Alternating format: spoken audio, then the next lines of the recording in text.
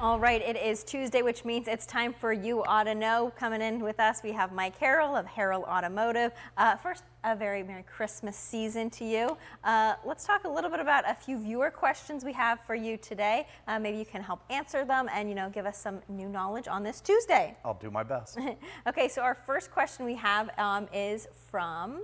Let's see, it's from Jack C. So it reads in part, I have a flyer for fluid film undercoating and I'm interested in getting this done. I've used old oil undercoating in the past and it was messy and it smelled bad. What is the best product to stop the rust and not stink up my garage? Well, Jack, I do agree with you. Old oil does smell bad and it tends to drip a good bit when it's applied.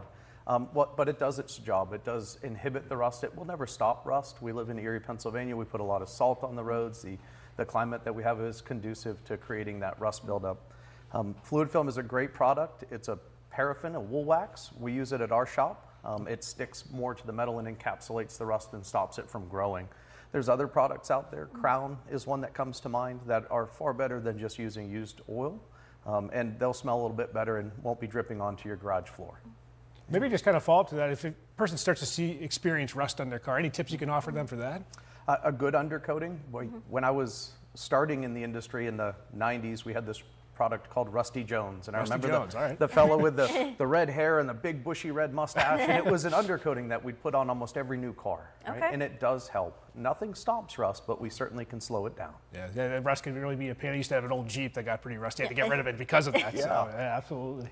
Okay, our second question is, I drive a 2009 Chevy Impala and my airbag light is on. I've taken to my regular shop 3 times, spent over $1,100, but the light keeps coming back on. Can I just remove the bulb from the light? That's coming from Stephen F. So what's your advice for him? Steve, no. I'm not an advocate for disabling any kind of safety devices, especially your airbags. In fact, if you were to take the light bulb out, there's a part of the circuit that would create a buzzer that would go off every, 45 to 60 seconds to let you know that the light is off. That could be pretty annoying. That would be, I'd say that's worse than the light.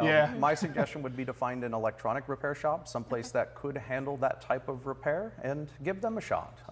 Airbags are important. They do save lives, and they reduce the risk of injury in an accident by a lot.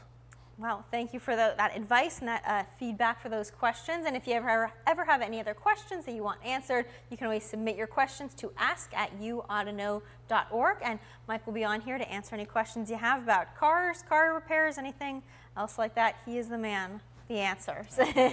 Yeah, thanks a lot for joining us, Mike. We always appreciate it. Thanks for having me. And we'll be right back after this quick break.